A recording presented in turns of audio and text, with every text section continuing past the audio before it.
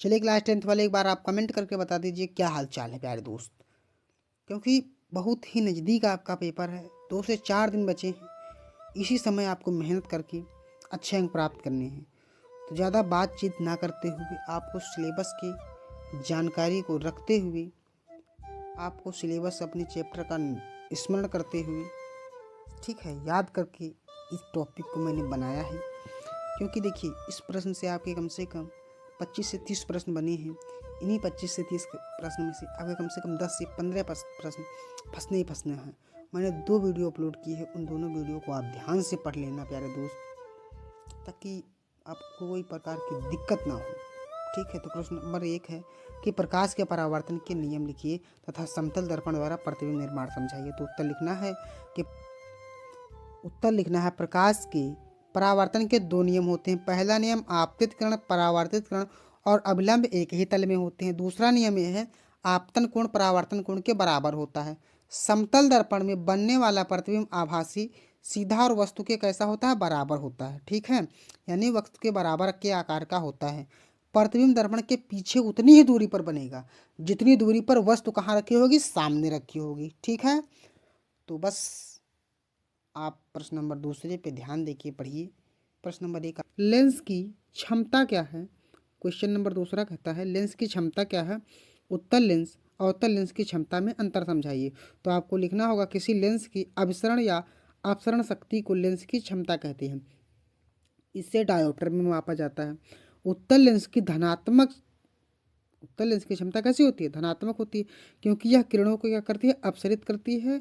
और अवतल लेंस की क्षमता होती है ऋणात्मक, क्योंकि यह किरणों को अपसरित करती है। ठीक है, तो आपका दूसरा सवाल मतलब दूसरा क्वेश्चन खत्म हो जाता है यहीं पे। सवाल नंबर तीसरा आपको देखा मतलब कि पढ़ना है। सवाल नंबर तीसरा क्या कहता है, आइए समझते हैं उसको भी। तो प्रश्न 3 है कि विद्युत धारा क्या है। विद्युत परिपथ में धारा के प्रभाव समझाइए। तो आपको इसमें लिखना है प्यारे दोस्त कि प्रति सेकंड प्रवाहित आवेश की मात्रा को विद्युत धारा कहा जाता है। इसके प्रभाव उष्मीय प्रभाव हो सकते हैं, चुंबकीय प्रभाव होते हैं और रासायनिक प्रभाव हैं। इन्हीं प्रभावों के आधार पर हीटर, मोटर और इलेक्ट्रोप्टिंग जैसे आदि उपकरण काम करते आ रहे हैं और करते हैं। ठीक है, तो क्वेश्चन नंबर 3 आपको आसानी से समझ में आ गया कि विद्युत धारा क्या है। तो विद्युत धारा क्या है, जिसे आप दूध एक स्पीड से भगा देंगे तो क्या हो जाएगा, दूध की धारा। पानी फेंक देंगे तो पानी की धारा। इसी प्रकार किसी तार में इलेक्ट्रॉनों की तीव्र गति से प्रवाह की दर को ही विद्युत धारा कहा जाता है। ठीक है, प्रश्न नंबर 3 है प्यारे दोस्त कि विद्युत ऊर्जा क्या है। विद्युत ऊर्जा क्या है, घरेलू उपभोग की गणना समझाइए। तो आपको लिखना है विद्युत उपकरणों द्वारा उपयोग की गई ऊर्जा को विद्युत ऊर्जा कहते हैं। इसका मात्रक किलोवाट घंटा होता है। किसी उपकरण की शक्ति और समय के गुणन से ऊर्जा ज्ञात की जाती है। घरेलू बिजली यानी घरेलू बिल इसी पर आधारित होता है। जो मीटर होता है ना, वो किस पर आधारित होता है पूछ लेगा क्वेश्चन में, तो आपको क्या बताना है कि विद्युत ऊर्जा पर आधारित होगा। क्वेश्चन ये भी पूछ सकता है कि विद्युत ऊर्जा पर कौन सा घरेलू उपकरण काम करता है, तो आप क्या करेंगे, जो मीटर होता है इस पर काम करता है। ठीक है, तो सवाल नंबर 4 यहीं पे समझ गए। नहीं समझे फिर से समझाते कहीं तो कि विद्युत उपकरणों द्वारा उपयोग की गई ऊर्जा को विद्युत ऊर्जा कहते हैं। इसका मात्रक किलोवाट घंटा होता है। किसी उपकरण की शक्ति और समय के गुणनफल से ऊर्जा ज्ञात की जाती है। घरेलू बिजली का जो क्या होता है, मीटर होता है, इसी पर काम करता है। ठीक, प्रकार मतलब प्रश्न नंबर 5 है कि चुंबकीय क्षेत्र क्या है। धारा वहन करने वाले चालक की चुंबकीय क्षेत्र क्या है, धारा वहन करने वाले चालक के चारों ओर चुंबकीय क्षेत्र समझाइए। तो आपको यहाँ पे समझाना है कि चुंबक के चारों ओर का वह क्षेत्र, चुंबक के चारों ओर का वह क्षेत्र जहाँ चुंबकीय प्रभाव अनुभव किया जा सके यह चुंबकीय क्षेत्र कहलाता है। क्या कहलाता है, चुंबकीय क्षेत्र कहलाता है। जब किसी चालक में विद्युत धारा प्रवाहित होती है तो उसके चारों ओर संकेंद्रीय चुंबकीय रेखाएं बनती हैं। अफकोर्स ये रेखाएं दिखाई नहीं देती हैं। ये रेखाएं क्या होती हैं, दिखाई नहीं देती हैं। ये केवल आपको इमेजिन पर करना पड़ेगा, आपको समझना पड़ेगा, मतलब आपको मतलब कि अनुभव करना होगा, लेकिन आपको ये रेखाएं दिखाई नहीं देंगी। आप कैसे नहीं दिखाएंगी, बताइए कैसे नहीं दिखाई देंगी। प्रकाश जैसे नहीं दिखता, उसके माध्यम से क्या दिखता है, प्रकाश दिखता नहीं लेकिन उसके माध्यम से हमें वस्तुएं दिखाई, इसी प्रकार रेखाएं दिखाई नहीं देती हैं। ठीक है। प्रश्न नंबर 6 है कि विद्युत मोटर का सिद्धांत में क्रियाविधि समझाइए। तो इसमें पढ़ना होगा आपको, सिद्धांत पहले हेडिंग लगा के लिखना होगा। विद्युत मोटर इस सिद्धांत पर कार्य करता है कि जब किसी धारा वहन करने वाले चालक को चुंबकीय क्षेत्र में रखा जाता है तो उस पर एक बल कार्य करता है। इस बल की दिशा फ्लेमिंग के बाएं हाथ के नियम से ज्ञात की जाती है। क्रियाविधि में आपको लिखना है, विद्युत मोटर में आयताकार कुंडली के 2 ध्रुवों वाले चुंबक के बीच रखा जाता है। ठीक, कुंडली के सिरों को स्प्लिट रिंग कैप्यूटेटर से जोड़ा जाता है जो बैटरी से जुड़ी होती है। जैसे ही कुंडली में धारा प्रवाहित होती है, कुंडली की दोनों भुजाओं पर विपरीत दिशाओं में बल लगने लगते हैं जिससे कुंडली घूमने लगती है। आधा घुमाव पूरा होने पर कैप्यूटेटर धारा की दिशा बदल देती है। ठीक है। बाकी यहाँ पे मोटर जो है आप समझ लीजिए। निष्कर्ष में क्या है, मोटर का उपयोग पंखा, मिक्सर, पंप और वॉशिंग मशीन जैसे आदि उपकरणों में मोटर का उपयोग किया जाता है। अब देखिए ये मोटर, यही वाला मोटर जो कि आप हवा लेते हैं या फिर मिक्सर में लगा होता है, इसी मोटर की क्रियाविधि लगी होती है। ठीक है। तो प्रश्न नंबर 7 क्या है, संतुलित रासायनिक समीकरण का महत्व समझाइए। तो इसमें आपको पढ़ना होगा, जानते हैं क्या, बताना होगा कि संतुलित रासायनिक समीकरण द्रव्यमान संरक्षण के नियम का पालन करता है। इससे अभिक्रियाओं में और उत्पादों की सही मात्रा होती है और अभिक्रिया को समझना क्या होता है, आसान होता है। बस इतना सा बात करना है प्यारे दोस्त, इसी से आपके नंबर बढ़ जाएंगे। ठीक है। प्रश्न नंबर 8 कहता है कि अभिक्रियाओं में ऊर्जा परिवर्तन को उदाहरण से समझाइए। तो उत्तर है कि जिन अभिक्रियाओं में ऊर्जा निकलती है उन्हें ऊष्माक्षेपी अभिक्रिया कहते हैं और जिनमें ऊर्जा क्या होती है, अवशोषित होती है, उसे ऊष्माशोषी अभिक्रिया कहते हैं। ईंधन का जलना क्या है, ऊष्माक्षेपी है अभिक्रिया। ठीक है। तो ऊष्माक्षेपी और ऊष्माशोषी आप समझ चुके हैं।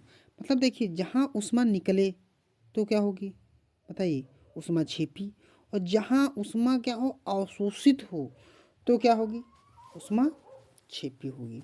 ठीक है, मतलब ऊष्माशोषी होगी। तो इसको आप एक गांव देहात का उदाहरण होता है, लकड़ी जब जलती है तो उसमें ऊष्मा निकलती है, तो ऊष्मा क्या हो जाएगी, वो ऊष्माक्षेपी हो जाएगी। और जब ऊष्मा अवशोष मतलब कि जब बर्फ़ वर्फ जब कोई चीज़ जल जाएगी तो जहाँ गर्मियाँ हो जाती हैं तो गर्मी को क्या होती है, खींचता है बर्फ़। ठीक है, तो बर्फ़ क्या हो जाएगा, ऊष्माशोषी हो जाएगा।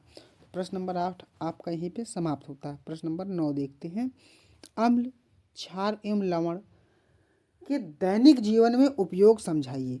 तो अम्ल क्या है, क्षार क्या है और लवण क्या है, इसको हमने पहले ही पढ़ा रखा है, लेकिन इसमें पढ़ाई दे रहा हूँ कि अम्ल का उपयोग खाद्य पदार्थों, औषधियों, उद्योगों में होता है। क्षार साबुन, कागज व सफाई में उपयोगी है। लवण जैसे सामान्य नमक भोजन संरक्षण में काम आता है। जो लवण होता है, सामान्य नमक समझ लीजिए उसको, तो क्या कहता है, इन सब में काम आता है। कौन, तो आपका लवण। ठीक, अम्ल मतलब जब अचार बनता है, ठीक, अम्ल को ज़्यादातर किसमें, अचार वाले में समझ सकते हैं, नींबू में समझ सकते हैं, इन सब में क्या है, अम्ल का कार्य होता है। ठीक है। ठीक, अब प्रश्न नंबर 10 कहता है कि धातुओं की क्रियाशीलता श्रेणी क्या है, इसका महत्व लिखिए। तो आपको यहाँ पे लिखना है उत्तर में कि धातुओं को उनकी क्रियाशीलता के आधार पर क्रम में रखने जाने की क्रियाशीलता को श्रेणी, मतलब क्रियाशीलता श्रेणी कहलाती है। इससे धातुओं की निष्कर्ष विधि और विस्थापन अभिक्रियाओं का अनुमान लगाया जाता है। ठीक है, इससे क्या होती है, इससे धातुओं की निष्कर्षण विधि और विस्थापन अभिक्रिया का अनुमान लगाया जाता है। आपको लिख लेना है, फिर से एक बार समझा दें, इससे धातुओं की निष्कर्षण विधि और विस्थापन अभिक्रियाओं का अनुमान लगाया जाता है। अनुमान लगाया जाता है। ठीक, प्रश्न नंबर 10 आपका यहाँ पर समाप्त हो जाता है। प्रश्न नंबर 11 देखते हैं हम क्या कहता है।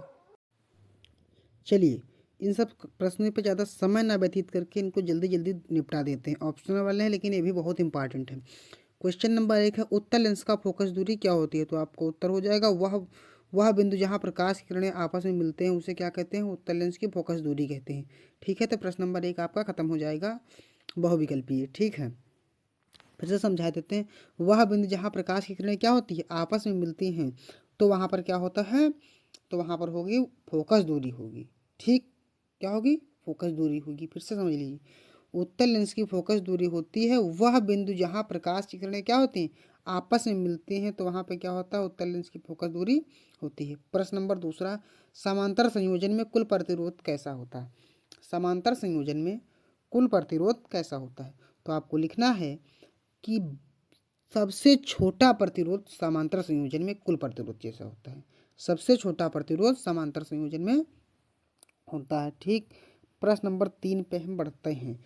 ठीक है, प्रश्न नंबर 3 पे बढ़ते हैं। देखिए, समांतर क्रम और संयोजन क्रम, मतलब समांतर और श्रेणी, ये दोनों क्रम होते हैं, इनसे आपके न्यूमेरिकल्स बढ़ते हैं। आप कमेंट करिए तो उसका मैं सॉल्यूशन लेकर के आ जाऊंगा क्वेश्चन आंसर की। ठीक है, हालांकि आपके पास लास्ट टाइम है, बहुत ज़्यादा समय नहीं बचा है, लेकिन आपको इतने ही कम समय में पढ़ के टॉपर बनना है तो बनना है। इसको आप पढ़ लेके बढ़िए आगे। ठीक है, देखिए, फ्लेमिंग के दाएं हाथ का नियम किसके लिए प्रयोग होता है, तो आपको लिखना है कि फ्लेमिंग के दाएं हाथ का नियम किसके लिए प्रयोग होता है, तो उत्तर हो जाएगा जनित्र में धारा की दिशा बताने के लिए फ्लेमिंग के दाएं हाथ का नियम का उपयोग होता है। ठीक है, आपको छोटी सी लाइन यानी छोटी सी परिभाषा आपको बता देनी है प्यारे दोस्त। फिर उसके बाद सवाल नंबर 4 कहता है कि दूर दृष्टि दोष को कैसे सुधारा जाता है। दूर दृष्टि दोष को कैसे सुधारा जाता है, तो आपका उत्तर हो जाएगा कि उत्तल लेंस के द्वारा क्या होता है, दूरदृष्टि दोष को सुधारा जा सकता है। उत्तल लेंस के द्वारा क्या किया जाता है, दूरदृष्टि दोष को सुधारा जा सकता है। अगर इसी को प्रश्न 5 में पूछ ले कि निकट दृष्टि दोष को किसके द्वारा सुधारा जाएगा, तो आप क्या कहेंगे, अवतल लेंस के द्वारा निकट दृष्टि दोष को सुधारा जा सकता है। ठीक है, तो क्वेश्चन नंबर 4 तक ही रहेगा। उसके बाद प्रश्न नंबर 11, कार्बन की सहसंयोजक बंध बनाने की क्षमता समझाइए। कार्बन की सहसंयोजक बंध बनाने की क्षमता को समझाइए। तो उत्तर लिखना है आपको, कार्बन 4 संयोजक इलेक्ट्रॉन रखता है। कार्बन क्या करता है, 4 संयोजक इलेक्ट्रॉन रखता है। सहसंयोजक बंध बनाकर स्थिरता प्राप्त कर, इसी गुण के कारण ही कार्बन अनेक यौगिक बनाते हैं, तो उसे क्या कहते हैं, कार्बन की सहसंयोजक बंध बनाने की क्षमता कहा जाता है। ठीक, प्रश्न नंबर 11 आप आसानी से समझ गए। देखिए, बहुत ज़्यादा प्रश्न नहीं है आपके पास, 27 से 28 प्रश्न ही हमने लिए हैं, जो कि बोर्ड एग्जाम के दृष्टिकोण से बहुत ही इम्पॉर्टेंट है। आप अगर इसे नहीं पढ़ेंगे तो मेरा पूरा आशा नहीं रहेगा कि आपके अच्छे अंक प्राप्त हों, क्योंकि आपने पूरे साल वैसे भी नहीं पढ़ा है। तो आपको छोटे छोटे वीडियो के माध्यम से मैं गाइडेंस देता रहता हूँ, पढ़ाना का प्रयास का हूँ। हालांकि ये प्रयास आप व्यर्थ ना जाने देंगे, ये उम्मीद है। ठीक है, प्रश्न नंबर 12 है, जीवाश्म के ईंधन के लाभ और हानियाँ लिखिए। जीवाश्म के ईंधन के लाभ और हानियाँ लिखिए। तो आपको लिखना होगा, जीवाश्म ईंधन अधिक ऊर्जा देते हैं और आसानी से उपलब्ध हैं, परंतु ये प्रदूषण फैलाते हैं और सीमित मात्रा में ही उपलब्ध हैं। मिल तो आसानी से जाएंगे लेकिन बहुत सीमित मात्रा में है। ठीक है, जीवाश्म क्या होता है, ऊर्जा अधिक देगा। ठीक, लेकिन क्या होगा, ये प्रदूषण फैलाता है। क्या करता है, प्रदूषण थोड़ा सा फैलाता है, इसी के कारण ये इसकी हानियाँ थोड़ी हो जाएंगी। ठीक है, प्रश्न नंबर 13 है, जीवन प्रक्रियाएं क्या हैं। जीवन प्रक्रियाएं क्या हैं, किसी दो का वर्णन कीजिए। तो आपको लिखना होगा उत्तर में, जीवों में होने वाली आवश्यक क्रियाएं जीवन प्रक्रियाएं कहलाती, जो पोषण श्वसन, ठीक, जो पोषण और श्वसन है। अब पोषण से क्या होती है, ऊर्जा मिलती है। पोषण से क्या मिलती है, ऊर्जा मिलती है। और श्वसन से क्या होती है, श्वसन से वह ऊर्जा क्या होती है, मुक्त होती है। लेना है तो आप पोषण प्राप्त करिए, मतलब ऊर्जा लेना है तो आप पोषण लीजिए, अगर उस ऊर्जा को निकालना है तो आप श्वसन की क्रिया करिए। ठीक है, हालांकि ये सब चीज़ें आपको पूछी जाती हैं बोर्ड में, इसलिए हमने इसको यहाँ पे टॉपिक टॉप नंबर पे रखा है। प्रश्न नंबर 13 और 14 15 को, इन सब प्रश्न बहुत ही इंपॉर्टेंट है भाई। प्रश्न नंबर 14 है, पौधों में पोषण की प्रक्रिया समझाइए। तो उत्तर में लिखना है, पौधे स्वपोषी होते हैं। पौधे कैसे होते हैं, स्वपोषी होते हैं। वे प्रकाश संश्लेषण द्वारा सूर्य के प्रकाश, कार्बन डाइऑक्साइड और जल से भोजन बनाते हैं तथा ऑक्सीजन क्या करते हैं, छोड़ते हैं। प्रश्न नंबर 15, हार्मोनल नियंत्रण क्या है, मानव शरीर में इसका महत्व लिखिए। तो हार्मोन द्वारा शरीर की क्रियाओं का नियंत्रण हार्मोनल नियंत्रण कहलाता है। यह वृद्धि, विकास और उपापचय को नियंत्रित करता है। ठीक, उपापचय को नियंत्रित करता है। तो प्रश्न नंबर 14 और 15 ये दोनों ही इंपॉर्टेंट है, आ सकते हैं, ये गारंटी मैं दे सकता हूँ, शायद आ ही सकता है। ठीक है, क्योंकि आप देखिए 27-28 प्रश्न आप नहीं तैयार कर पा रहे हैं तो आपके लिए जाने व्यर्थ है, कोई आशा नहीं आपसे की जा सकती है। ठीक है, क्लास 10th में तो आपको 27 प्रश्न तो एक दिन में याद होने चाहिए। ठीक है, तो इस चीज़ को आपको थोड़ा दिमाग दे के पढ़ना है, इस बार अंतिम बार समझ के पढ़ना है, क्योंकि इसके बाद आपको 10th नहीं पढ़ना है, इसके बाद डायरेक्टली आपको 11 पढ़ना है। और 11 की मार्कशीट कोई मारने नहीं होती है, 10th और 12th यही दो मार्कशीट बहुत मायने रखती है प्यारे दोस्त, इससे ज़्यादा नहीं है कुछ। ठीक है, तो आपको ये सब चीज़ें समझना है, बहुत डीपली नहीं पढ़ना है कि पढ़ते पढ़ते आप 4 घंटा 10 घंटा लगातार पढ़िए, इतना पढ़िए जो पेपर में आए। देखिए क्या पढ़ने से ज़्यादा आवश्यक है कि क्या नहीं पढ़ना चाहिए, क्या पढ़ने से ज़्यादा आवश्यक है कि क्या नहीं पढ़ना चाहिए। ठीक, तो उसी चीज़ को आप फॉलो करिए रूल को और आगे बढ़िए। देखिए प्रश्न नंबर 16 है, मानव में यौनावस्था के परिवर्तन समझाइए। तो उत्तर लिखना है, यौनावस्था में शरीर में हार्मोनल परिवर्तन होते हैं जिससे शारीरिक व मानसिक विकास होता है। द्वितीयक लैंगिक लक्षण क्या होते हैं? विकसित होते हैं। प्रश्न नंबर 17 कि अलैंगिक प्रजनन के लाभ लिखिए। अलैंगिक प्रजनन के लाभ लिखिए। तो इसमें क्या होगा, यह शीघ्र होता है, ऊर्जा कम लगती है और कम समय में अधिक संतान उत्पन्न होता है। समझिए, अलैंगिक में क्या होगा, ये जल्दी हो जाएगा, ऊर्जा इसमें कम लगेगी और क्या होगा, इससे संतानें ज़्यादा उत्पन्न होंगी। ठीक, प्रश्न नंबर 18 आनुवांशिकता क्या है? लक्षणों के संचरण को समझाइए। तो माता पिता से संतानों में गुणों का स्थानांतरण क्या कहलाता है? आनुवांशिकता कहलाता है। यह जीन के माध्यम से होता है। प्रश्न नंबर 19 पारिस्थितिक तंत्र क्या है? इसके घटक समझाइए। तो उत्तर में लिखना है, जीवों और उनके पर्यावरण के बीच परस्पर क्रिया को पारस्परिक तंत्र कहते हैं। इसके घटक जैविक और अजैविक होते हैं। इसके घटक कैसे होते हैं? जैविक भी होता है और अजैविक होता है। आप टेंशन न लीजिए, आपके लिए मैंने हैंड रिटन नोट्स भी, हमने कम से कम पाँच प्रश्न का मैंने हैंड रिटन नोट्स दिया है ताकि आप लिख सकें कि इस टाइप से बोर्ड परीक्षा में लिखना है। ठीक है, आपको टेंशन लेने की आवश्यकता नहीं, कैसे लिखेंगे क्या करेंगे। ठीक है, प्राइमर में ज़्यादा बेटा आपके कमेंट्स नहीं पढ़ सकता हूँ ना, इसलिए मैं अपने आप से बता रहा हूँ कि आपको क्या करना है कि आपके लिए मैंने 5 से 7 प्रश्न जो है बहुत ही इम्पॉर्टेंट दिए हैं, जो कि आपको कॉपी में कैसे लिखना है उसको भी मैंने बताया है। ठीक, तो प्रश्न नंबर 20 है कि पर्यावरण प्रदूषण के कारण और नियंत्रण उपाय लिखिए। देखिए ये आपको हिंदी में भी काम कर सकता है। किसमें बताइए? हिंदी में आपको जो है निबंध में काम कर सकता है। तो उत्तर जल्दी से देख लेते हैं। पर्यावरण प्रदूषण एक गंभीर समस्या है जिसका प्रभाव मानव जीवन और प्रकृति पर पड़ता है। वायु, जल, मृदा में हानिकारक पदार्थों की वृद्धि से प्रदूषण उत्पन्न होता है।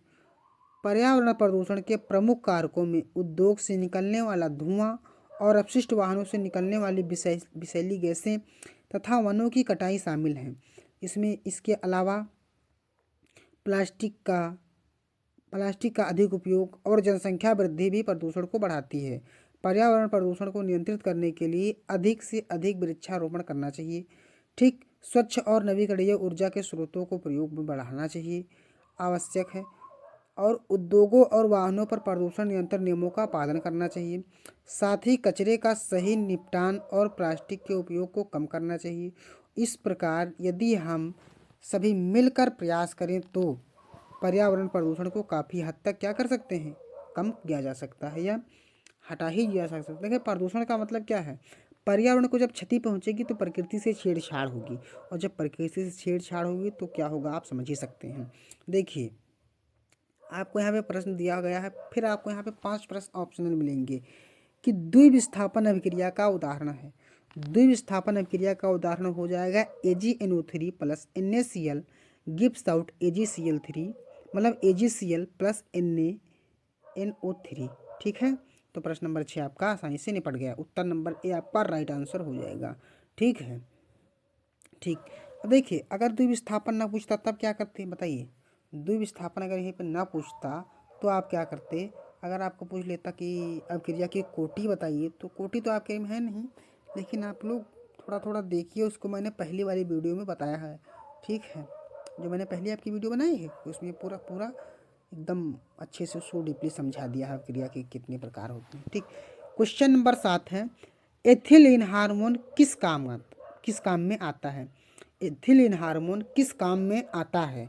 तो आपको लिखना है बी, फल पकाने में एथिलीन हार्मोन क्या करता है, काम आता है। क्या करने में? फल पकाने में एथिलीन हार्मोन काम आता है। ठीक, अगर जिबरेलिन हार्मोन पूछता तब क्या करते? जिबरेलिन हार्मोन पूछता तब आप क्या बताते उत्तर? इसको आप कमेंट में दे के जाइएगा। एक सवाल आपको मान लीजिए कि कसम तो मैं नहीं देख सकता, लेकिन आपको दे के जाना है कमेंट में। ठीक है, उसको आप चाहे सर्च करके दीजिए चाहे ऐसे दीजिए, लेकिन दे के जाइए। देखिए मस्तिष्क का सबसे बड़ा भाग कौन सा? देखिए मस्तिष्क के कितने भाग होते हैं वो भी आपको कमेंट में देना है। तो मस्तिष्क का सबसे बड़ा भाग जो होता है सेरिब्रम होता है। क्या होता है? सेरिब्रम। आपका उत्तर ए बिल्कुल राइट आंसर हो जाएगा। डंके की चोट पर मैं कहता हूँ कि उत्तर ए आपका क्या हो जाएगा? राइट आंसर हो जाएगा। ठीक है, हालांकि ये क्लास आपकी रात में 2 से 3 बजे समझिए रिकॉर्ड हो रही है। देख लें टाइम, आपकी क्लास 1:52 पे रिकॉर्ड हो रही है। ठीक है, तो आपको एक चीज़ यार ध्यान देना है कि कैसे क्या है। ठीक है, आपके लिए कोई व्यक्ति मेहनत कर रहा है तो आप भी उसके लिए कुछ करिए। हमें नहीं कहेंगे कि आप हमारे चैनल को सब्सक्राइब करिए, बिल्कुल हम नहीं कहेंगे। मर्जी है तो करिए, नहीं मर्जी तो ना करिए। लेकिन आप जो हमें पढ़ा रहा हूँ ना, इसको आप तैयार करके रखिए। जब आप पेपर दे के आएंगे तो आप एक बार सोचेंगे कि कोई 5 से 6 दिन में पूरी बोर्ड की तैयारी कैसे करा सकता है भाई। तो ठीक है, आप इसको तैयार करके रखिएगा। प्रश्न नंबर 9, पारिस्थितिकी तंत्र के 2 घटक बताइए। पारिस्थितिकी तंत्र के 2 घटक बताइए, तो आपको हमने पहले ही बताया है, जैवीय घटक और अजैवीय घटक। प्रश्न नंबर ए आपका बिल्कुल राइट आंसर हो जाएगा, डंके की चोट पर। ठीक, प्रश्न नंबर 9 आपका ख़त्म है। बल्कि आप खुद ही समझदार हैं कि आपको क्या करना है क्या नहीं करना है। देखिए कोई कह नहीं सकता, हम नहीं कहते कभी कि आप हमारे चैनल को सब्सक्राइब करिए, क्योंकि आप जब एक बार पेपर दे के आएंगे ना, आपको पता लगेगा कि मैंने क्या पढ़ाया है 5 से 7 दिन में। मैं ज़्यादा तो फेंकता नहीं कि पूरी साल पढ़ाया है। हमने नया नया स्टार्ट किया है ना चैनल, तो इसके लिए आपको मेहनत करनी है। हमें नहीं देखना कि हम क्या पढ़ा रहे हैं। आप जो एक एक बार पढ़ा रहे हूँ उसको आप पढ़ लीजिए, क्योंकि मैं ऑफलाइन का एक्सपीरियंस बता रहा हूँ। ऑनलाइन में तो मैं आपको जल्दी ही आया हूँ, लेकिन ऑफलाइन का एक्सपीरियंस बता रहा हूँ। ऑफलाइन का मैं एक्सपीरियंस आपके सामने बता रहा हूँ प्यारे साथियों। ठीक, क्वेश्चन नंबर 10 को जल्दी से देख लेते हैं। पारिस्थितिकी तंत्र के 2 घटक बताइए। देखिए ये भी तो वही है यार। क्वेश्चन नंबर 10 भी एक बार मैच हो गया। ठीक है, मतलब मिस मैच हो गया है, तो इसका भी जैवीय घटक और अजैवीय हो जाएगा। ठीक है, क्वेश्चन नंबर 11 यहाँ पे मतलब होना चाहिए दूसरा, हमने टाइप कराया था, शायद क्या हो गया है, पीपीटी नहीं बन पाई है, लेकिन आपको यहाँ पे याद कर लेना है। देखिए कोई बात नहीं, प्रश्न नंबर 10 भी वही चीज़ है कि पारिस्थितिकी तंत्र के 2 घटक लिखना था, तो जैवीय और अजैवीय आपको बिल्कुल ही क्लियर कर लेना है। ठीक है,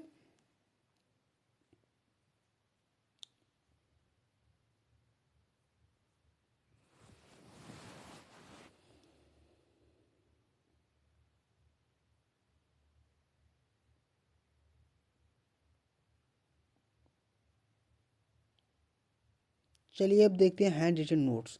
देखिए दृष्टि दोष क्या है? तो दृष्टि दोष आपको लिखना होगा, जब आँखों की सामान्य दृष्टि धुंधली हो जाती है या वह पास या दूर की वस्तुओं को स्पष्ट नहीं देख पाती, तो इसे दृष्टि दोष कहते हैं। यह मुख्य रूप से कितने प्रकार के होते हैं? 3 प्रकार के होते हैं, निकट दृष्टि दोष, दूर दृष्टि दोष और चरा दृष्टि दोष। अब देखिए यहाँ पे इसी टाइप से आपको कॉपी में लिखना है। इसको मैंने बहुत मेहनत करके लिखा है। ठीक, प्रश्न नंबर 2, प्रकाश का वर्ण विक्षेपण क्या है समझाइए। तो जब श्वेत प्रकाश, उत्तर लिखना है, जब श्वेत प्रकाश सूरज की रोशनी किसी प्रिज्म से होकर गुजरती है तो वह अपने 7 अवयवी रंगों में विभाजित हो जाती है। इसी घटना को तो वर्ण विक्षेपण कहा जाता है। 7 रंग कौन से हैं? बैगनी, जामुनी, नीला, हरा, पीला, नारंगी और लाल। ठीक, इसको आप विबग्योर के नाम से समझ सकते हैं, विबग्योर के नाम से समझ सकते हैं। ठीक है, पहला बैगनी, जामुनी, नीला, हरा, पीला, नारंगी और लाल। अब देखिए श्वेत प्रकार क्या होगी? जब प्रिज्म से टकराएगी तभी 7 रंग में होगा, तो इसी के क्या कहें देंगे? वर्ण विक्षेपण कहेंगे। ठीक, तारे क्यों टिमटिमाते हैं? तारे टिमटिमाते होंगे किसी कारण यार, हम क्या जाने क्यों टिमटिमाते हैं।